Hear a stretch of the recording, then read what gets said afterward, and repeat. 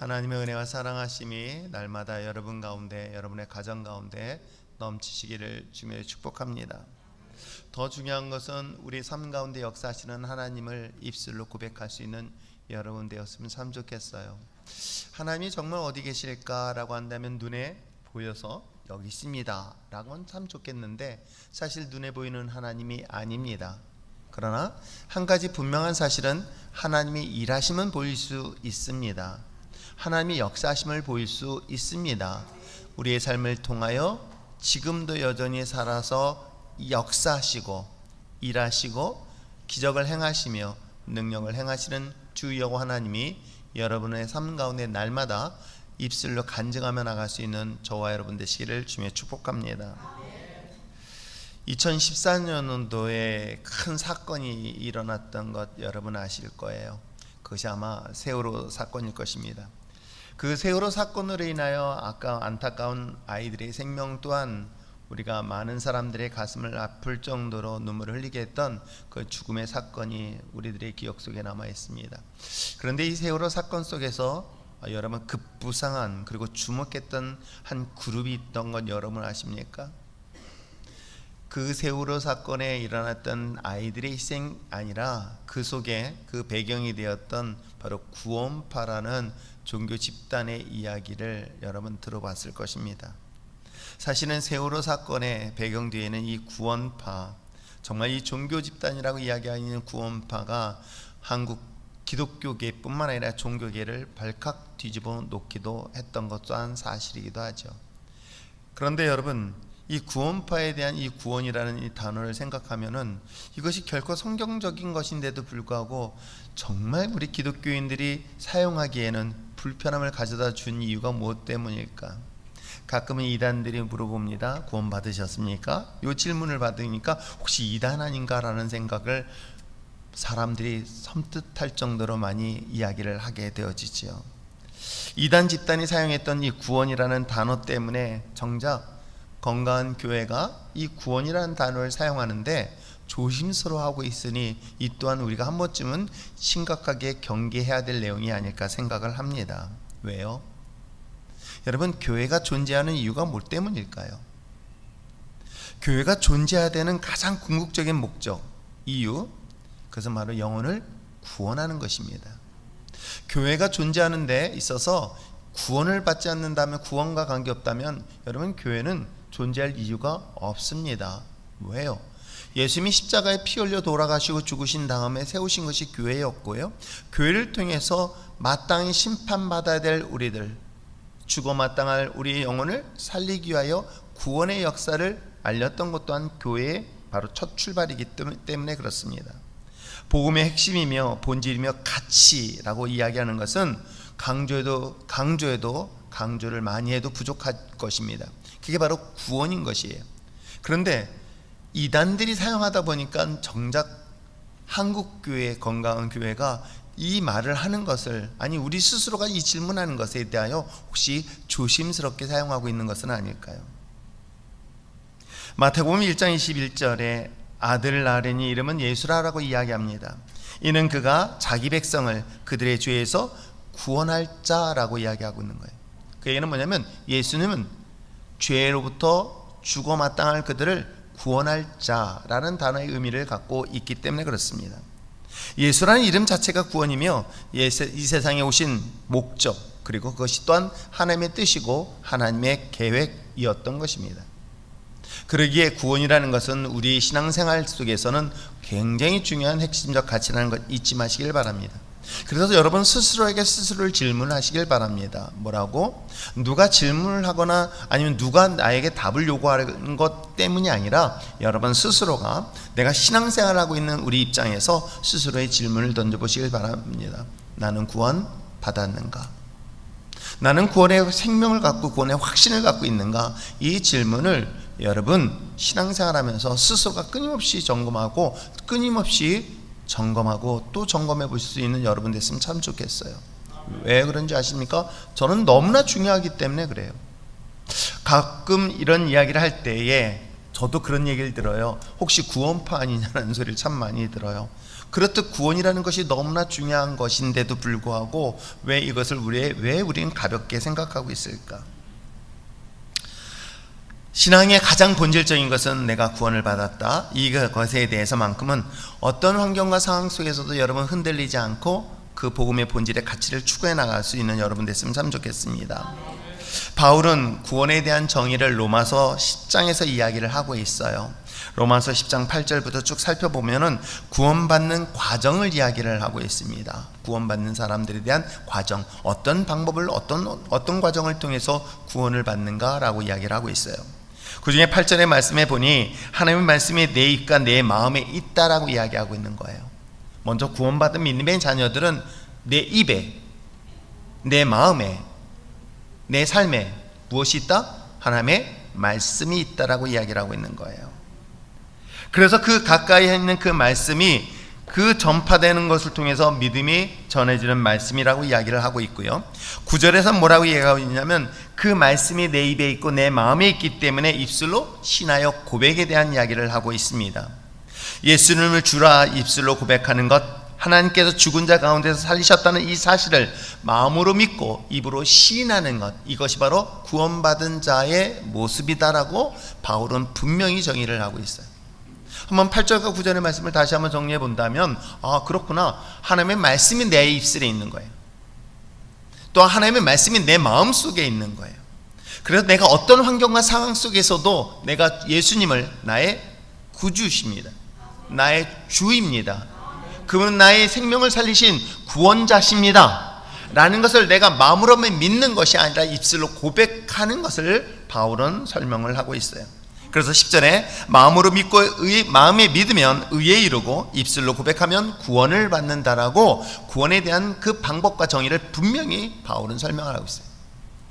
그러면서 17절에 믿음에 대한 이야기를 하는데 그 믿음은 들음에서 나며 들음은 그리스도의 말씀이라고 이야기하고 있는 거예요. 그래서 바울이 이 전체적인 믿음에 대한 정의를 내려본다면, 아, 믿음은 어떻게 받는 것인가? 들어야 된다. 뭘? 그리스도의 말씀, 예수님의 말씀을 들어야 내가 믿음이 생긴다 라고 얘기하는 거예요. 그럼 믿음이 생겼으면 어떻게 하는 것이냐? 내가 입술로 고백한다는 거예요.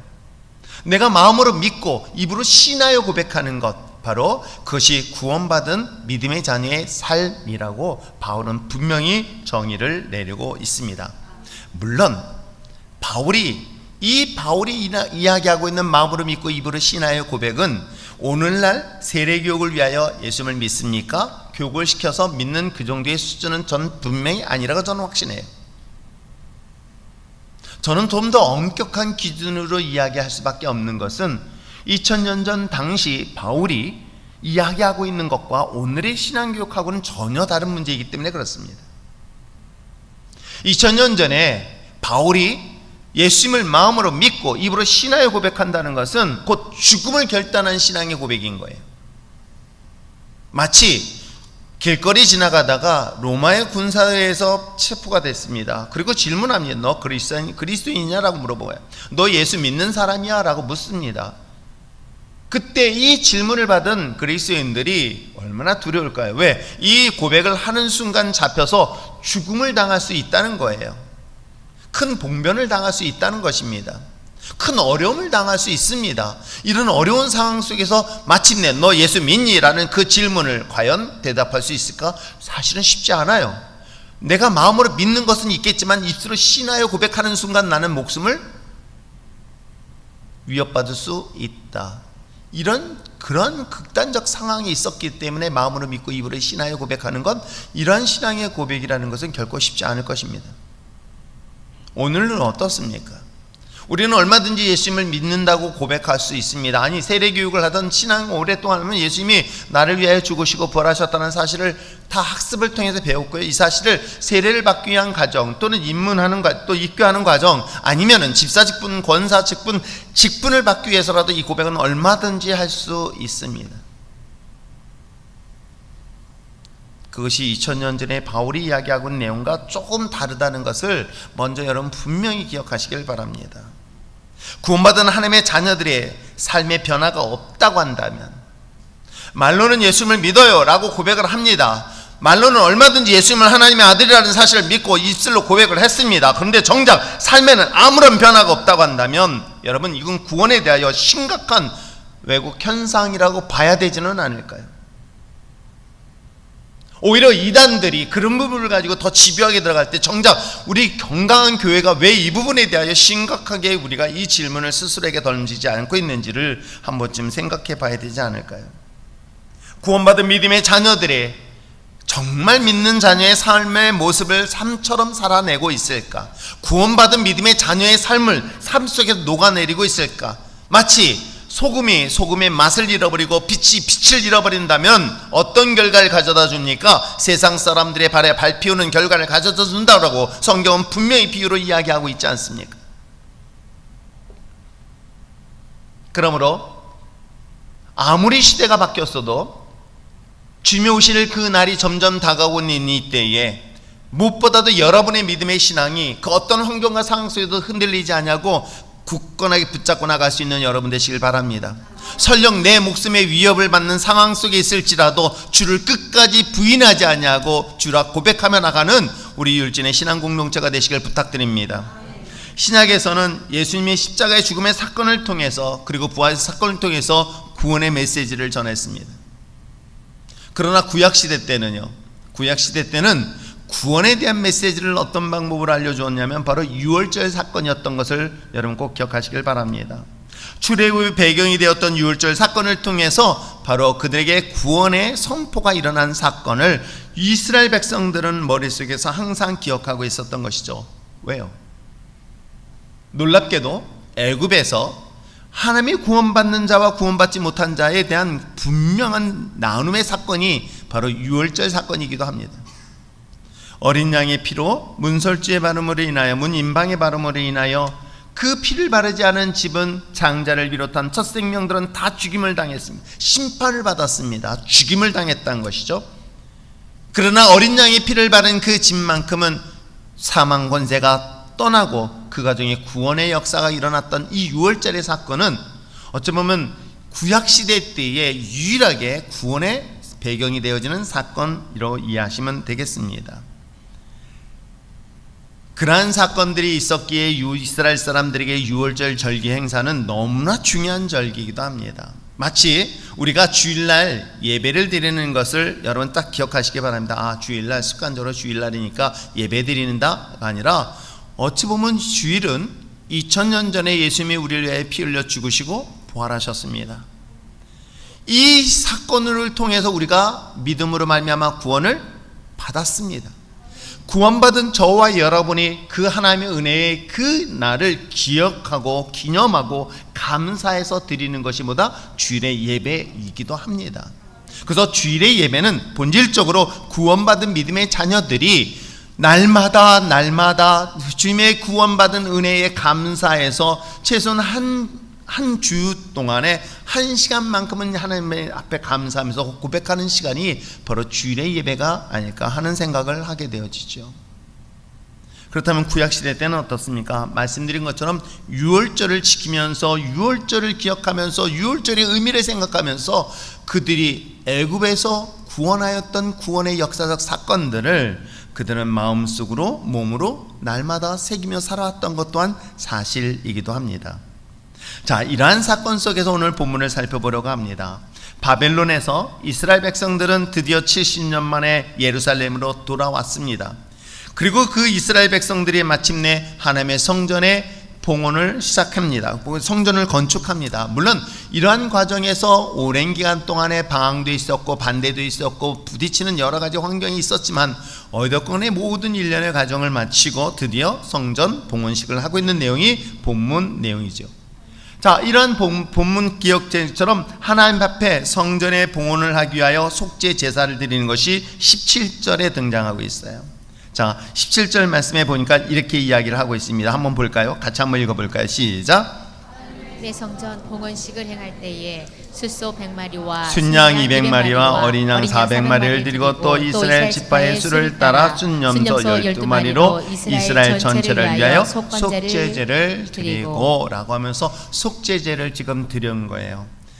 하나님의 성전 이 어려운 가운데 자신들의 고향으로 돌아왔습니다. 허물어졌던 성전을 다시 한번 복원했습니다. 이제 하나님 앞에 정식으로 예배드리기 위하여 속죄 제사를 드리고 있는 장면이 나와요. 그리고 난 다음에 우리가 읽었던 날이 뭐예요? 읽었던 본문의 말씀이 바로 유월절 절기에 대한 지킴의 이야기를 하고 있는 것입니다. 우리가 함께 읽었던 유월절 절기를 지킴으로 인해서 구원받은 믿음의 자녀들이 어떤 삶을 살아야 하는가라는 것들을 이 본문을 통해서 소개를 하고 있습니다. 물론 신약시대 때 예수님이 구원받은 믿음의 자녀들의 삶에 대한 이야기를 하고 있지만 오늘 이 본문의 사건은 여러분 예배가 허물어졌습니다. 예배가 그야말로 비참할 정도로 허물어졌던 것이죠. 그것은 어찌 보면 저는 왜 여전히 이 한국 땅에 코로나로 인하여 허물어졌던 한국의 교회가 무너졌던 이 예배를 회복하지 아니하면 안 되겠다는 그런 절절한 마음이 아마 하나님이 주시는 마음이 아닐까 생각하면서 특별히 이 본문을 통해서 에스라에서 이야기하고 있는 것처럼 이제 다시금 예배를 회복하기 위하여 그 예배의 본질이었던 그 가장 중심적 사건은 뭐다? 구원이다. 구원받은 믿음의 자녀들이 허물어진 예배를 회복하기 위하여 다시 한번 우리에게 기회를 주고 있는 것이 어찌 보면 우리 삶에서는 마지막 기회가 될 수 있다는 것 잊지 마시기를 부탁드립니다.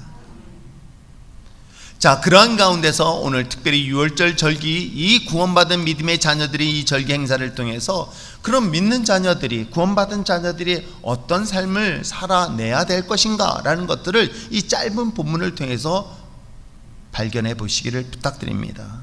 첫째는 뭐냐면 그리스도인다운 삶, 구원받은 믿음의 자녀의 삶이라는 건 뭐냐면 첫 번째는 바로 경건한 삶으로부터 출발하고 있는 거예요. 경건한 삶을 살아내는 것, 그것이 바로 구원받은 그리스도인다운 자녀다운 삶이다. 여러분 이것을 꼭 기억하시길 바랍니다. 구원받은 믿음의 하나님의 자녀다운 삶이라는 것에 대하여 오늘 성경은 정결에 대한 단어로 출발을 하고 있습니다. 즉 여러분 이 정결이라는 단어는 우리가 구원받기 전에는 죄가 익숙했어요. 오히려 죄가 자연스러웠어요. 죄가 더 가까웠었습니다. 이런 삶을 살았던 우리가 구원받은 믿음의 자녀라고 한다면 뭐로부터 떨어지는 거예요? 죄로부터 분리되어야 되는 거겠죠. 전에는 예수님을 믿기 전, 아니 구원을 받기 전에는 죄라는 것이 나의 삶의 자연스러운 일부분이라는 거예요. 그리고 그 죄를 죄로 느끼지 않을 수도 있고요, 죄가 오히려 나의 삶에 즐거움을 줄 수 있었다는 거예요. 그런 우리가 구원받은 믿음의 자녀로 바뀌어지는 순간부터 변화되는 게 있다 한다면 뭐부터 멀어지는 거다? 죄로부터 멀어지는 것이다. 왜요? 구원이라는 것은 죄 문제를 해결하기 위한 것이잖아요. 죄 문제를 해결하기 위해 예수님이 십자가 죽으셨잖아요. 죄로 인하여 고통당했던 애굽 땅에서 하나님의 은혜 가운데 그 죄의 심판 안에 있는 자들을 구원하신 사건, 그렇다면 첫 번째 구원받은 믿음의 자녀들은 죄로부터 분리되어 삶을 살아내는 것은 당연한 것 아닐까요? 그러므로 구원받은 믿음의 자녀라고 한다면 스스로가 죄로부터 분리되어지고 죄로부터 멀리하고 죄로부터 스스로 정결할 수 있도록 주님 앞에 나올 수 있는 여러분 됐으면 좋겠습니다. 자, 그것이 오늘 20절, 21절 읽어보시길 바랍니다. 19절부터 볼까요? 19, 20, 21절 읽겠습니다. 시작. 사로잡혔던 자의 자손이 첫째 달 14일에 유월절을 지키되 제사장과 들과 레위 사람들이 일제히 몸을 정결하게 하여 다 정결함에 사로잡혔던 자들의 모든 자손과 자기 형제 제사장들과 자기 위하여 유월절 양을 잡으니 사로잡혔다가 돌아온 이스라엘 자손과 자기 땅에 사는 이방 사람들의 더러운 것으로부터 스스로를 구별한 모든 이스라엘 사람들에게 속하여 이스라엘의 하나님 여호와를 찾는 자들이 다 먹고. 여기서 쭉 이야기하고 있는 것들에 어떤 이야기들이 있습니까? 더러운 것부터 스스로 구별되었다, 정결하다, 정결하다라는 이야기를 반복해서 이야기를 하고 있어요. 그 정결이라는 단어는 또 다른 단어로 표현한다면 거룩하다라는 단어와 똑같습니다. 즉 정결하다, 거룩하다라는 것은 스스로가 더러운 것으로부터 구별되어지다 라고 이야기를 하는 것이겠죠. 구원받은 하나님의 자녀들의 변화라는 것은 무엇인지 아십니까? 과거에 죄에 익숙했던 삶으로부터 떠나는 것이에요. 이건 분명한 사실인 겁니다. 그래서 과거의 직업에 여러 가지 중에서 사기꾼, 그 사기꾼으로부터 거기를 떠나야 되겠죠. 근데 제가 이렇게 정리를 해보니까 꾼이라는 단어가 되게 많이 나오더라고요. 뭐예요? 싸움꾼. 옛날에 막 틈만 나면 사람들하고 싸웠던 싸움꾼도 주님을 만나는 순간 이 싸움꾼으로부터 떠나야 되는 건 당연한 것이겠죠. 또 옛날에 어렸을 때 참 많았다면, 요즘은 그런 분들 많이 보지 않지만 도박꾼. 그렇잖아요. 도박으로 인하여 한 집안이 풍비박산 나는 사례들을 가까이 보게 되어죠. 어디 그뿐이겠습니까? 요 꾼꾼 많은 중에서 또 뭐가 있을까요? 술꾼 등등등. 여러분, 죄로 가까이 했었던 이에 해당되어지는 것부터 구원받은 믿음의 자녀들은 자연스럽게 여기를 구별되어 떠나야 되는 것은 당연한 그리스도인의 삶이라는 것. 이것이 오늘 성경이 이야기하고 있는 것처럼 더러운 것으로부터 스스로가 떠나다라는 이야기를 하고 있는 것입니다. 그렇습니다. 유월절의 가장 중요한 핵심 키워드는 바로 정결인 것입니다. 거룩한 것입니다. 구원받은 믿음의 자녀들이 세상과 구별되어지는 삶을 살아내는 것이 바로 그리스도인들의 참된 모습이라는 것을 오늘 성경을 통해서 분명히 이야기를 하고 있는 것이죠. 애굽 땅에서 하나님의 심판이 임하였을 때 그 심판은 누군가에게는 죽음이요, 누군가에는 구원의 자리에 있는 것 여러분 아십니까? 누군가는 죽음의 자리로 끌려가지만 누군가는 구원의 자리에 생명을 얻는 자리에 있는 것. 이게 바로 구원이 가져다주는 유월절에 가져다주는 중요한 사건이기도 합니다. 유월절 어린 양의 피는 누군가에게는 생명을 얻었습니다. 그러나 누군가에는 이 예수님의 그 어린 양의 생명의 피로 말미암아 그 피가 없음으로 결국 죽임을 당하는 비참한 결과를 가져다 준 사건이 바로 유월절 이야기이기도 합니다. 그렇습니다. 그러므로 정결이라는 것은, 거룩이라는 단어는, 더러운 것도 떠나는 것은 바로 생명과 죽음의 갈림길에 서 있다라고 이해하시면 되는 거예요. 내가 정결하느냐에 따라서, 내가 거룩하느냐에 따라서, 내가 더러운 것으로 떠남으로 인해서 내가 생명의 길로 갈 것인가, 아니면 난 여전히 그 더러움으로부터 계속 매어 있다고 한다면 여러분, 그것은 곧 죽음의 길이고 심판의 길이라는 사실을 성경은 분명히 이야기를 하고 있는 것입니다. 신약에 있어서의 그리스도인들, 특별히 예수를 믿고 구원받은 믿음의 자녀들이라 한다면 마땅히 죄로부터, 죽음으로부터 구원받았다는 사실 당연히 믿습니다. 죄로부터 구원받은 하나님의 자녀라고 한다면 그에 따른 삶 또한 스스로가 거룩한 삶을 살아내야 되는 것입니다. 예수를 믿고 구원받았을 때 우리는 이미 죄의 용서함을 받았습니다. 그 죄의 용서함을 받았다는 것은 더 이상 죄가 나의 주인이 될 수 없다는 것을 선포하는 것이에요. 과거에는 더러운 죄의 꾼이었던 나의 삶이 과감하게 죄로부터 구속으로부터 자유케 되어지는 놀라운 사건은 바로 십자가의 사건이라는 것을 잊지 마시기를 부탁드립니다. 그러기에 그러한 믿음의 자녀들이 자기 뜻대로 사는 것이 아니라 주님의 뜻대로, 주님이 원하시는 삶을 살아내는 것은 당연한 것 아닐까요? 그렇습니다. 유월절 예배를 통하여 구원에 대한 메시지를 우리가 들을 때에 거룩한 믿음의 자녀들이 죄와 구별되어서 세상에서 거룩하게 정결한 삶으로서 세상과 구별된 저와 여러분의 삶을 살아나는 저와 여러분 되시길 주님의 축복합니다. 두 번째 볼 수 있는 건 무엇이냐면, 구원받은 하나님의 자녀들이 거룩하게 사는 것, 정결하게 사는 것, 이 단어를 생각해 보면 뭔가 답답하다는 느낌을 종종 받는 경우가 있어요. 왜냐하면 갑자기 막 세상의 죄 가운데 즐겁게 자유롭게 막 자유분방하게 살던 사람이 갑자기 거룩하다는 단어로 바뀌어버리면 이 사람하고는 거리가 멀어진다는 느낌이 혹시 들지는 않나요? 저 역시도 과거에 어떤 친구들이 야, 너 교회 가니까 뭐가 그렇게 재미있니? 라고, 너 우리랑 같이 놀 때가 재미있지 않니? 라고 얘기를 하던 아주 오래전 기억이 납니다. 어떻습니까? 내가 예수를 믿고 구원받았다고 했더니 구원받은 믿음의 자녀들이 정결한 삶이라는 것은 마치 자유가 박탈되어지는 느낌, 그리고 구속된 느낌, 답답한 느낌으로 혹시 느껴지고 있는 것은 아닐까요? 그런 경우들을 의외로 상당히 많이 봐요. 그래서 교회 안에서도 적당히 죄를 인정해 줬으면 좋겠다라는 그런 유혹의 이야기를 저에게도 하기도 합니다. 근데요, 여러분, 즐거움이라는 것은 죄가 가져다는 즐거움 말고요, 선을 통한 기쁨도 즐거움도 더 크다는 것 여러분 아십니까? 물론 죄가 가지고 있는 쾌락이 좋아요. 맛있어요. 그러니까 사람들이 죄에 묶이게 되어 있습니다. 그런데요, 여러분, 죄와 달리 선이라는 것이 있다면 그 선에 대하여 주는 기쁨이 있어요. 즐거움이 있어요. 만족함이 있어요. 오늘 한 아이가 이제 조금 컸다고 이제는 사탕은 받으러 오지 않지만은 꼭 목사님한테 와서 인사는 하고 가요. 그래서 요즘 영어 공부 어떠니? 그랬더니 힘들어요. 그래서 내 들린 소문에는 너가 정말 잘하고 있다고 그랬는데, 아 그래요? 근데 너 뭐 하고 싶니? 뭐라고 얘기할 것 같아? 게임이요. 게임하고 싶대요.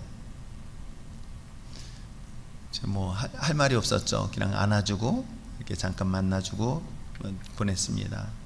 여러분, 죄가 주는 달콤함은 사람들로 하여금 충분히 유혹받을 만한 것이 됩니다.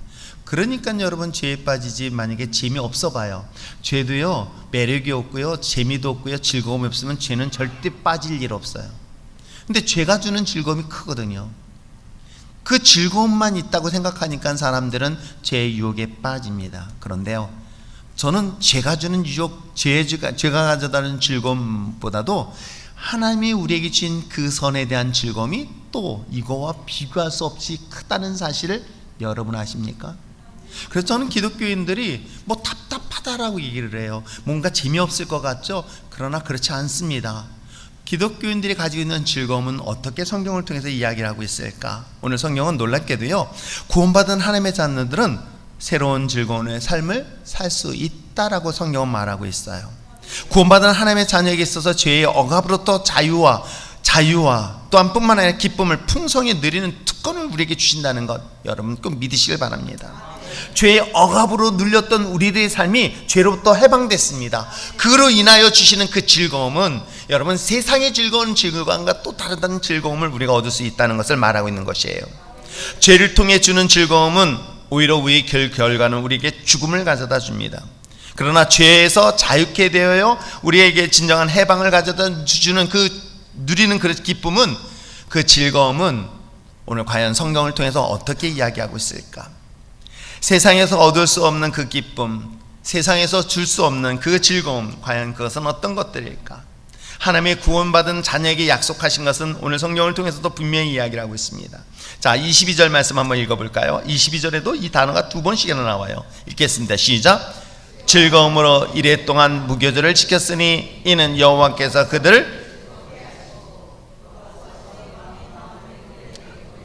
이스라엘 하나님이신 하나님의 성전을 건축하는 손을 힘 있게 하도록 하셨음이었더라.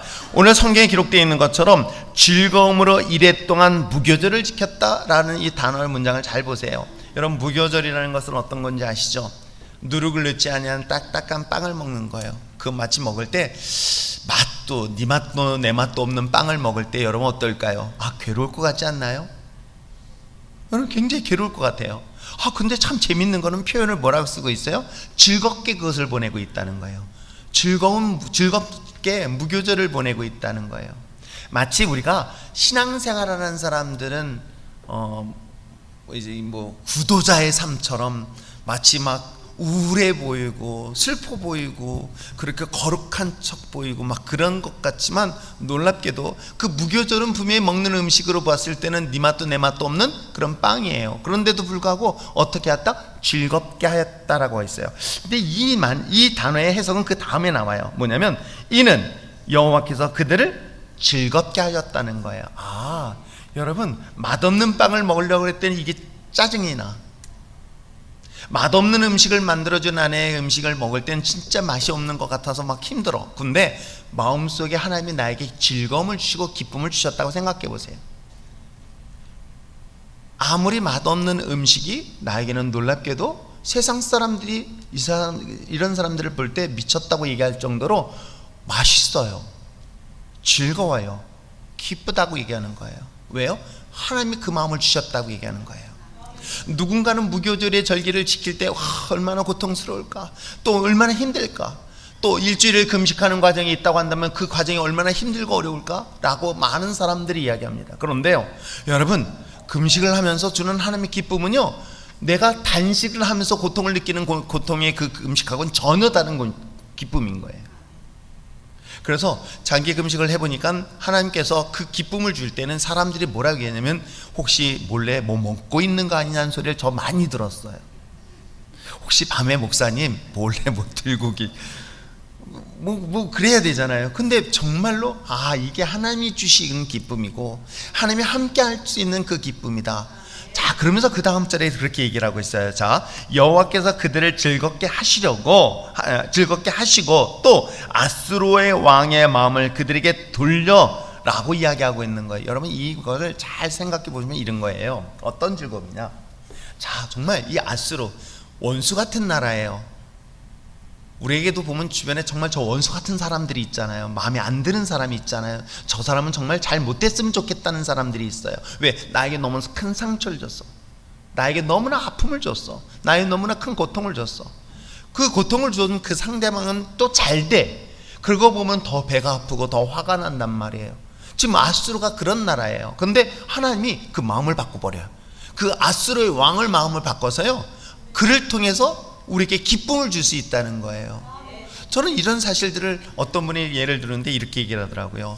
지금 돈을 받아야 되는데 이 돈을 줄 사람이 줄 생각을 안 해. 근데 이 사람은 정말 나쁜 사람이야. 너무 악한 사람이야. 그러면 나는 내 마음속에 어떤 마음을 갖게 될까요? 분노를 갖게 돼요. 그 사람에 대한 미움을 갖게 돼요. 그런데 하나님께 기도했어요. 하나님 어찌 했으면 좋겠습니까? 내가 너무 화가 납니다. 내가 너무 슬픕니다. 너무 고통스럽습니다.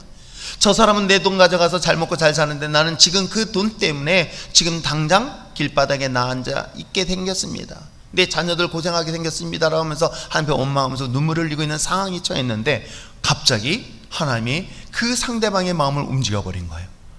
그래가지고 그 사람이 이자 계산해가지고 다 해서 딱 갖다 줬다가 한번 상상이라도 좀 해보세요. 상상이 안 됩니까? 설마 그럴 일이? 라고 생각하지 마시고요, 그럴 일이 하나님께서 역사하셨으면, 지금 그 얘기를 하고 있는 거예요.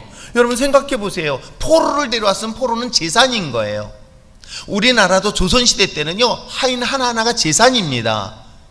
자기의 재산인 거예요. 능력인 거예요. 그런데 그 재산, 그 종 하나를 사기 위해서 돈도 주고 사왔는데 그 종을 자유롭게 내보낸다, 누가 그러겠습니까? 지금 이스라엘 백성들이 일어날 수 없는 일들이 일어난 거예요. 아수르의 왕이 하나님 마음을 바꿔버린 거예요. 어떻게 바꿨습니까? 하나님께서는 그 마음을 바꿔서 너희들 애굽 땅에 이곳에서 떠나서 너희들 고향으로 돌아가라. 그리고 너희들 마음껏 편안하게 자유롭게 행동하고 성전을 져서 예배를 드려라. 빈손으로 보내지 않을게, 걱정하지 마. 성전을 건축하기 위해 필요한 모든 물품까지 다 대줄게. 저는 이 얘기 들을 때 마치 애굽에서 430년 동안 종살이 했던 이스라엘 백성들이 출애굽할 때도 빈손으로 안 나왔어요. 아세요? 퇴직금 받고 나온 거 아시죠? 모르시네. 계산해가지고 퇴직금 받아갖고 나왔어요. 이스라엘 백성들. 그거 가지고 나중에 광야에서 하나님의 성전을 건축할 때 그 금은을 가지고 바로 사용했던 흔적이 분명히 성경 기록되어 있어요. 여러분 얼마나 멋있습니까? 여러분, 즐거움이라는 것은 세상에서 가져오는 그런 즐거움과 달리 하나님께서 하나님의 백성들을 부끄럽지 아니하도록 지켜주시고 이를 통해 하나님이 더 높이심으로 인한 기쁨이, 여러분, 다윗이 이런 고백을 하고 있는 거예요. 내가 비록 죽음의 골짜기 가운데 있어. 그래서 그 고통은 이루 말할 수 없어. 그런데 마침내 하나님께서 그 원수의 목전에서 어떤다? 상을 베푸시는 역사를 경험하는 거예요. 이 즐거움 여러분 이해하시겠어요? 세상 사람들이 미련하고 어리석다라고 이야기합니다. 야, 하나님 믿으면 뭐가 재밌냐라고 얘기하지만 하나님 믿는 자녀들에게는 그 악한 자들 앞에서 상을 베푸시는 놀라운 역사를 경험하게 돼요. 하나님의 자녀들, 하나님의 자녀를 지키시는 역사심을 경험하는 거예요. 하나님의 자녀들이 세상 속에서 높임을 받을 때 주는 그 기쁨과 즐거움, 여러분, 죄 주는 즐거움과 감히 비교할 수 있겠습니까? 세상에서 주는 그 죄에 대한 즐거움보다 하나님의 주신 기쁨은, 하나님의 주신 즐거움은 원수의 목전에서 우리를 높이시고 세우시고 심지어는 여러분의 연약한 자녀들까지 강건하게 하시는 역사가 있다는 것을 성경은 우리에게 이야기를 하고 있는 거예요. 그래서 오늘 성경은 말하고 있는 거예요. 아수르 왕, 저 이방인의 왕까지 마음을 바꿔서 너희들의 마음을 기쁘게 하겠다, 너희들의 마음을 즐겁게 하겠다라고 이야기하고 있는 거예요. 비록 음식은 무교병, 네 맛도 내 맛도 없는 그 질긴 빵을 먹는 것 같아도요, 여러분 어떻습니까? 이게 없어서 먹는 사람하고요, 여유로운 상태를 생각하면서 좋은 추억을 생각하면서 먹는 음식하고는 정말 질적으로 다르지 않을까요? 옛날 60년대 정말 어려웠던 시절에 술찌꺼기 가지고 먹으면서 생활했던 친구들의 이야기들, 지금도 여전히 가난해서 그걸 먹고 산다면 그 사람들에게 고통스러운 거예요.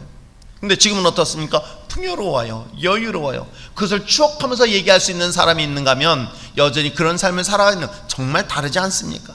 맞습니다. 하나님이 주시는 이 즐거움이라는 것은 결코 세상 속에서 세상 사람들의 발에 밟히지 아니하고 하나님의 자녀를 세상 속에 높임에 대한 즐거움을 성경은 우리에게 분명히 이야기를 하고 있는 것입니다. 육신의 연약한 자를 하나님께서 치유하실 때 놀라운 역사가 있다는 것 여러분 아십니까? 죄에 눌려있던 우리들의 삶을 주님이 그리스도로 말미암아 우리를 자유케 하고 해방됨으로 인하여 세상에서 줄 수 없는 그 기쁨의 평강과 기쁨의 역사심이 여러분 삶 속에 날마다 넘치기를 주며 축복합니다. 그런 즐거움의 역사는 단순히 감정만이 아닙니다. 하나님의 실질적인 거예요. 사실적입니다. 때에 따라서는 인간의 육신의 질병까지도, 내 삶에 묶여있는 죄의 문제까지도 하나님의 회방됨으로 인하여 자유케 하는 놀라운 즐거움은 반드시 누리게 될 줄 믿습니다. 그러게 하나님께서 주신 이 선물은 나의 가정이 괴로움이 아닌 즐거움의 공간이 될 수 있습니다. 내가 일하고 있는 직장이 하나님의 축복의 사업장으로 바뀌는 것을 반드시 경험하게 될 줄 믿습니다. 여러분, 이 즐거움을 마음껏 누릴 수 있는 우리 율전의 신앙 공동체가 되시길 바랍니다. 우리 율전의 신앙 공동체는 예수 그리스도를 믿음으로 말미암아 여러분 하는 일마다 형통케 하게 하시고 하나님 평안케 하게 하시고 하나님의 놀라운 역사 속에 승리케 하는 역사를 통해서 날마다 감사함으로 즐거움으로 주님을 찬양하며 나갈 수 있는 아름다운 공동체 되시길 부탁드립니다. 자, 정결과 즐거움, 이것 마치 서로 다른 것 같지만 분명히 이건 같은 거예요. 그런데 이것으로만 끝나면 안 됩니다.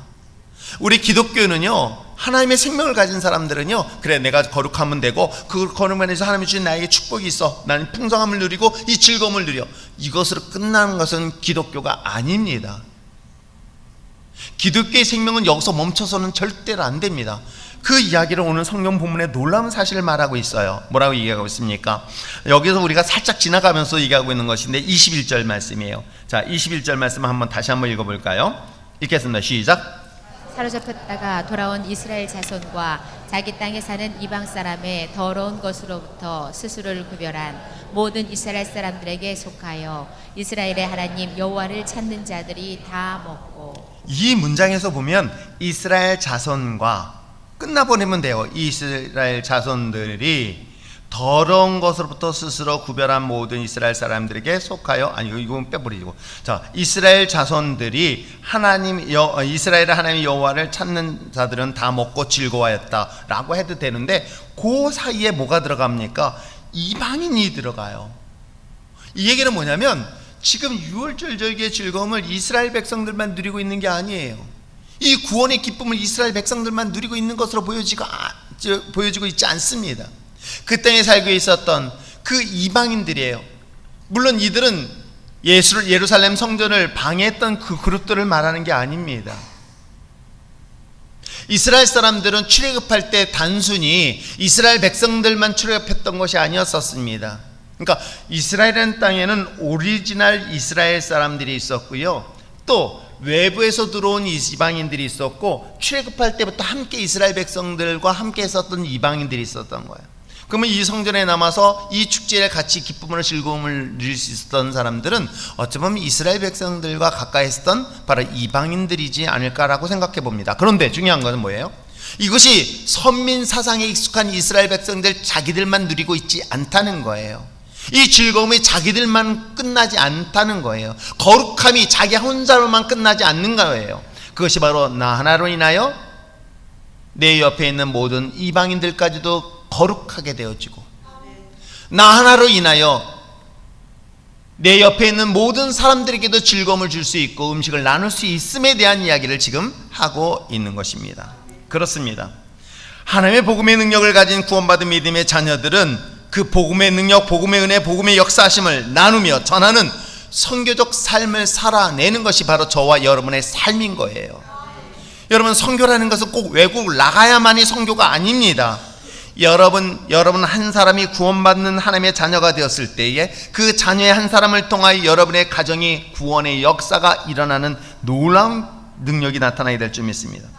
한 사람이 구원받은 하나님의 자녀는 그 구원이 절대적으로 필요한 가정에서 선교적인 사명을 감당할 수 있습니다.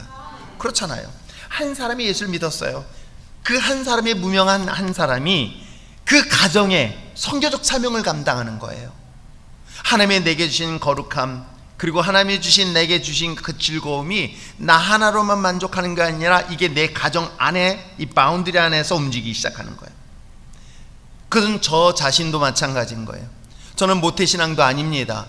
몇 대 집안의 믿음의 가정에서 자란 사람도 아닙니다. 어찌 보면 저희 가정에서는 제가 초대 1대예요.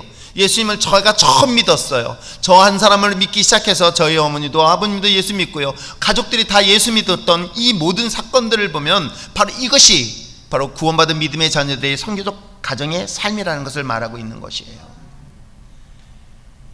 구원을 통해서 가정을 거룩하게 변화되어지고, 구원을 통해서 그 가정이 기쁨과 즐거움이 넘치는 가족 공동체를 만드는 것은 구원받은 믿음의 자녀 주신 그 사명이고 또 능력인 줄 믿습니다. 한 사람의 구원받은 하나님의 자녀가 자신의 속한 직장 내지는 사업장에 선교적인 사명을 감당할 때에 어떤 변화가 일어날까요? 한 사람의 기독교인이, 한 사람의 구원받은 믿음의 자녀가 한 기업에, 한 사업장에 있음으로 인하여 그 사업장을 어떤 사업장을 바꾸는지 아십니까? 축복의 사업장으로 만들어버려요. 문화를 바꿀 수 있습니다. 모든 걸 바꿀 수 있습니다. 저는 그런 확신이 있는 사람 중에 한 사람이에요. 회식 문화도 얼마든지 바꿀 수 있어요. 세상에 죄와 가까웠었던 그런 모든 유흥의 문화가 예수 믿는 한 사람을 인하여 그 죄에 관련된 회식 문화가 바뀌기 시작하는 거예요. 건전한 문화로 바꿀 수 있습니다. 그 건전한 문화가 오히려 그 기업에, 그 거룩한 기업으로 바꿔나가는 것, 제가 경험했기 때문에 저는 확신할 수 있습니다. 한 사람의 진짜 리얼 크리스천, 한 사람의 진짜 구원받은 믿음의 자녀 한 사람만 있어도 여러분 가정, 여러분이 속해 있는 사업장, 직장 안 바뀔까요? 바뀝니다. 내가 능력이 없는 것이 아니라 하나님의 능력이 있는 것이에요. 내가 능력이 있는 것이 아니라 하나님의 능력이 있기 때문에 그 한 사람으로의 역사를 바꾸는 것은 요셉이라는 인물을 주목해 보시길 바랍니다. 요셉은 신분이 어찌 보면 종의 신분이에요. 그가 스카웃 됐습니까? 애굽의 아주 엘리트로 스카웃 돼서 그 애굽으로 갔습니까? 아니었습니다. 어찌 보면 낮고 천한 자였습니다. 그러나 그가 하나님이 함께함으로 인해서 애굽의 총리가 되었고요, 애굽의 큰 경제적 위기를 가져다 줄 때 가장 부흥하게 만들었던 인물이 누구예요? 요셉이라는 거예요. 그 한 사람의 그리스도인들은 지금도 여러분인 줄 믿습니다. 저는 이렇게 기도하고 있어요. 하나님, 우리 율전의 신앙 공동체에 있는 이 한 사람 한 사람이 진짜 그리스도인, 진짜 리얼 크리스찬이 되어서 하나님, 이 세상의 모든 것이 불가능하다 할 때 가능하다는 것을 고백할 수 있기를 원합니다. 세상에 부패되어지고 썩어졌다 할지라도, 세상에 희망이 없다 할지라도 진짜 믿는 그리스도는 한 사람이 있다고 한다면 여전히 저는 희망을 말할 수 있고 꿈을 말할 수 있고 노래 부를 수 있을 줄 믿습니다. 사랑하는 믿음의 자녀들이요, 저와 여러분들이 내가 있는 이 모든 것들이 그리고 구원받은 믿음의 자녀로서의 마지막까지 선교의 사명을 감당할 수 있는, 즉 하나님의 축복을 흘려내보낼 수 있는 저와 여러분 되시기를 다시 한번 주님의 이름으로 부탁드립니다. 여러분의 가정에 속해 있는 가정이, 그리고 여러분의 속해 있는 직장이, 그리고 사업장이, 그리고 우리 젊은 청년들이 다니는 캠퍼스가, 그리고 여기 있는 이 모든 것들이 하나님의 구원받은 믿음의 저와 여러분을 통해서 하나님은 거룩하게 구별될 것이고, 그리고 그것을 기쁘고 즐거움으로 바꿀 것이며, 더 나아서 하나님의 영광을 드러낼 그런 거룩한 사명을 가진 자라는 것 잊지 마시기를 부탁드립니다. 우리는 예수 그리스도를 통해 유월절 구원받은 하나님의 거룩한 자녀인 줄 믿습니다. 이거는 말로만 아니라 삶으로 드러내야 될 줄 믿습니다. 그러기에 이 시간 이후에 구원받은 믿음의 자녀로서 죄를 더 가까이 하는 게 아니라 죄를 멀리하여 거룩하고 정결한 그리스도의 삶을 살아내는 여러분 되시길 부탁드립니다. 거룩하고 구별된 믿음의 자녀들이 세상 속에 또 다른 하나님의 즐거움과 기쁨을 나눌 수 있는 여러분 되시길 부탁드립니다. 그리고 더 나아가서 이것을 세상 가운데 널리 전하고 선포하며 외치며 나가는 저와 여러분 되시길 주님의 축복합니다. 그래야 율전교회가 지금은 여기서 출발되었지만 인도네시아 팔렘방에 아니 더 멀리 전 세계에 아우를 수 있는 그런 날이 올 수 있도록 기도하고 있습니다. 한 사람 한 사람들이 존귀하게 쓰임받은 그날이 더 가까이 올 수 있도록 기도하며 나가는 저와 여러분 되시기를 주님의 축복합니다. 기도합시다. 이 시간 말씀을 생각하면서 하나님의 거룩한 믿음의 자녀로서 구원받은 자녀의 삶에 대하여 이야기를 다시 한번 정리해 봅시다. 하나님, 그리스도로 말미암아 구원받은 믿음의 자녀들 이제 죄에 익숙한 것부터 떠나게 하게 하시고 과감하게 떠나게 하여 주시고 거룩하게 구별된 삶을 살 수 있도록 오늘 성령께서 역사하시고 인도하여 주시옵소서. 그리하여 아버지 하나님 세상에 줄 수 없는 기쁨, 죄가 가져다는 즐거움이 아니라 하나님이 주신 복음에 대한 즐거움과 기쁨을 날마다 입술로 간증하며 고백하게 하여 주시되 우리 한 사람을 통하여 나를 통하여 우리를 통하여 율전교를 통하여 희망을, 꿈을, 용기를 하나님의 축복을 흘려보내게 하여 주시옵소서. 다 같이 주님 앞에 간구하며 기도하시겠습니다.